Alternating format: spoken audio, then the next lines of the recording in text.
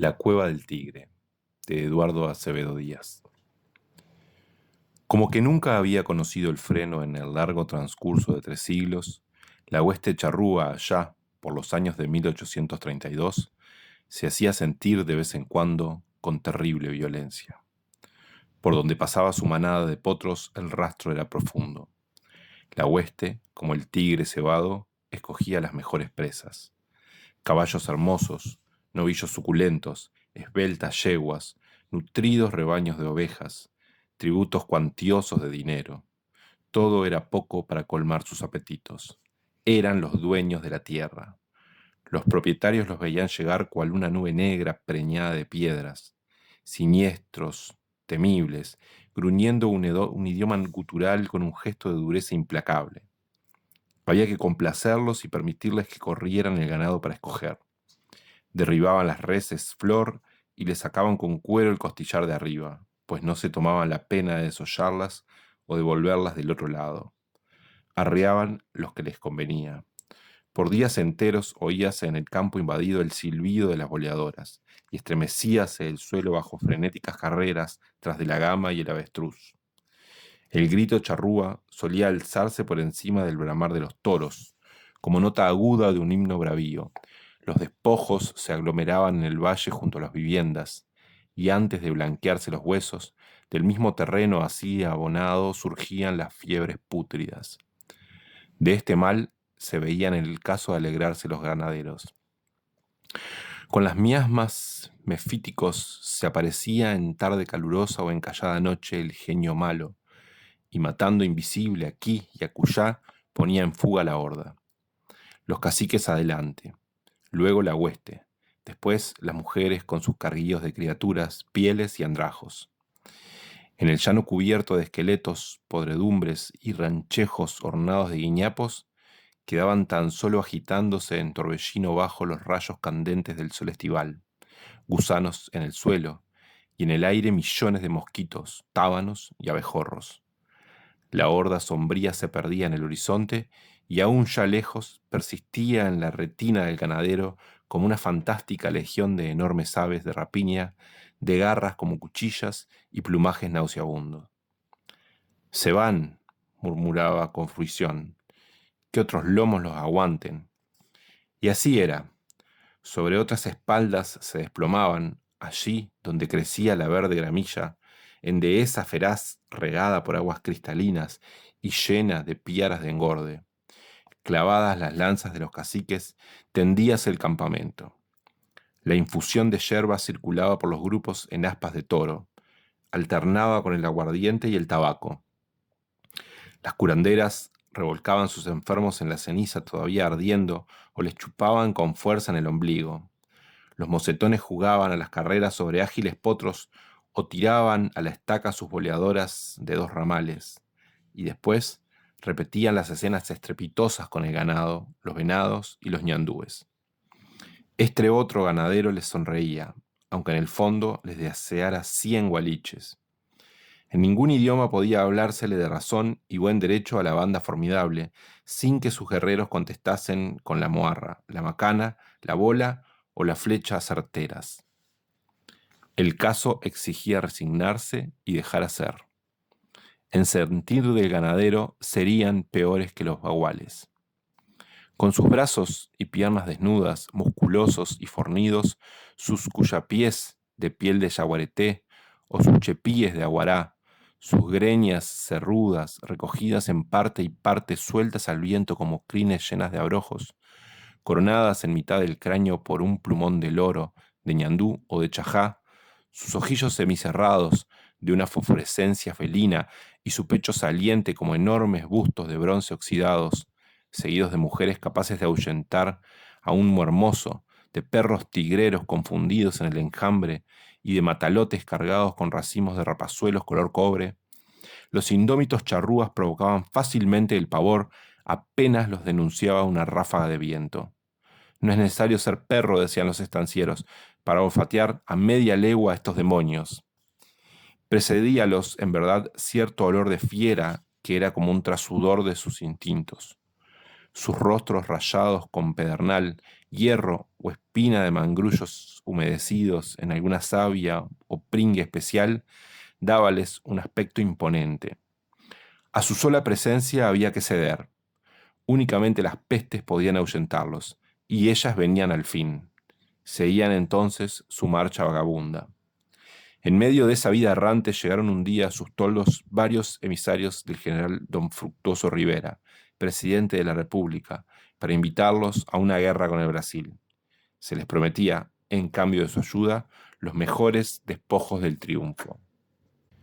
La oferta era halagadora, y decidiéronse a dejar sus soledades, sus bosques y sus espesuras llenas de criaderos de calandrias y cardenales blancos con penacho rojo, de madrigueras de tigres, pumas, aguaraes, ñandúes, de prados cuajados de venados e inmensos pabellones vírgenes a las márgenes del Arapey o del Cuareim.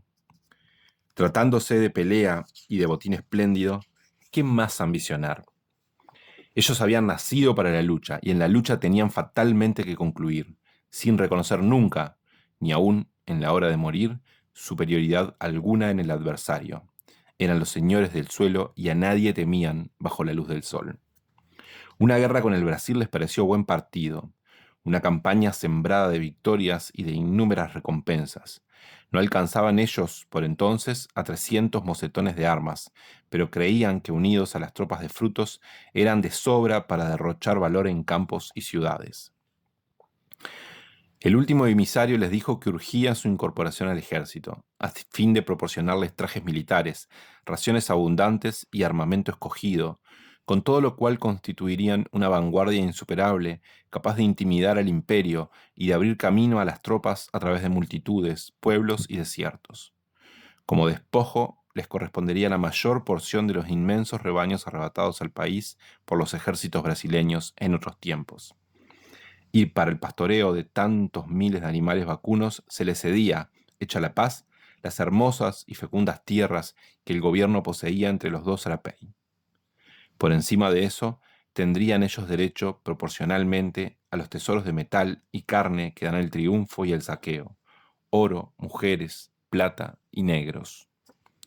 Con estas reglas de jus gentium y este plan de campaña tan aceptables, la horda bravía enderezó sus caballos de guerra, hizo cantar a sus mujeres un himno tradicional, mezcla de quejas, de plañideras y silbidos de tormenta. Estuvo atenta a la arenga de sus caciques que les recordaba las viejas luchas y glorias, y listas lanzas y flechas se marchó. El punto de cita era el de la costa del Queguay, frente a la cueva del Tigre. Frutos tenía allí reunidos hasta 1000 hombres. Entre estos se encontraba una fuerza sin armas al mando del mayor Luna, la que tenía instrucciones concisas y terminantes.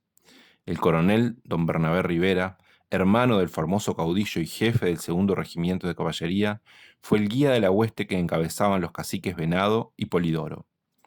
Ya en el campo, los charrúas, recelosos y ariscos, parecieron vacilar un momento. No tenían memoria de haberse confundido nunca con ejército alguno, pues siempre habían acampado lejos, a un flanco, como las manadas de linces al acecho de los rebaños en los tiempos de Artigas. Viéndolos perplejos, huraños y ceñudos, Fruto llamó a Venado y púsose a conversar con él, marchando muy juntos al paso de sus caballos. El cacique iba mudo, observando el cuadro. Los clarines lanzaban la nota de atención. Los soldados se movían en silencio, con aire siniestro, prendidos los sables y colgadas al cinto las pistolas de pedernal. Bernabé, tendiendo el brazo hacia un vallecito espaldado por nutrida vegetación, dijo a Polidoro: «Allí pueden desmontar». Movióse el cacique y con él la horda, con ese andar lento, indeciso y desconfiado de los gatos monteses fuera de la espesura. Esto de desmontar en medio de las tropas parecíale sin duda una grande exigencia. Sus nalgas de ñandubay formaban parte integrante de los lomos equinos y se sentían demasiado bien en esos lomos para abandonarlos en aquella hora. Pero Fruto llamaba en voz alta de amigo a Venado y reía con él, marchando un poco lejos, y Bernabé, que nunca le había mentido, brindaba a Polidoro con un chifle de aguardiente en prueba de cordial compañerismo. En presencia de tales agasajos, La hueste avanzó hasta el sitio señalado, y a un ademán del cacique todos los mocetones echaron pie a tierra. Apenas Frutos, cuya astucia se igualaba a su serenidad y flema, hubo observado el movimiento, dirigióse a Venado, diciéndole con calma: «Emprestame tu mangorrera para picar el naco». El cacique desnudó la cuchilla que llevaba a la cintura y se la dio de buen talante. Al cogerla, Rivera sacó una pistola y disparó sobre ella, sobre Venado. Era la señal de la matanza. El cacique, que se apercibió con tiempo de la acción, tendióse sobre el cuello de su caballo dando un aullido. La bala se perdió en el espacio.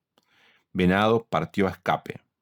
Entonces la horda se arremolinó y cada charrúa precipitóse a su caballo. Pocos, sin embargo, lo consiguieron, en medio del espantoso tumulto que se produjo instantáneamente. El escuadrón de Luna se lanzó veloz sobre las armas de los indios, lanzas y algunas tercerolas, apoderándose de su mayor parte y arrojando por el suelo bajo el tropel varios hombres. El segundo regimiento buscó su formación a retaguardia en batalla, con el coronel Rivera a su frente, y los demás escuadrones, formando una grande herradura erizada de moarras y sables, estrecharon el círculo y picaron espuelas al grito de «¡Carguen!». Los clarines tocaron a degüello. Bajo aquella avalancha de aceros y aún de balas, la horda se revolvió desesperada, cayendo uno tras otro sus mocetones bravíos como toros heridos en la nuca. El archicacique Venado, atravesado por muchas lanzas, fue derribado en el centro de la feroz refriega. Polidoro sufrió su misma suerte. Otros quedaron boca abajo, entre rojos charcos, con la astilla del rejón clavada en los pulmones.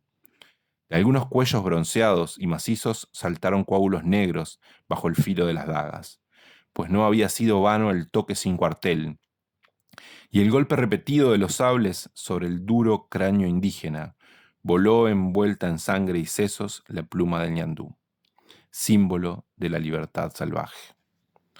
No fueron pocos los que se defendieron, arrebatando las armas a las propias manos de sus victimarios. El teniente Máximo Oves y 8 o 10 soldados pagaron con sus vidas la cruel resolución del general Rivera. El cacique Pirú, al romper herido el círculo de hierros, le gritó al pasar con fiero reproche: «Mirá, Frutos, tus soldados matando amigos». Su compañero Cepé, indómito y rugiente, cargó en dispersión con 80 mocetones y a su embestida de toro quebróse el cerco. Rompiéronse lanzas y, abierto el camino entre regueros de sangre, aquel resto de tribu heroica coronó la loma para desaparecer en medio de terribles alaridos rumbo a las soledades.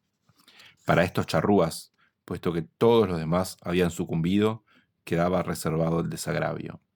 La venganza fue espantosa.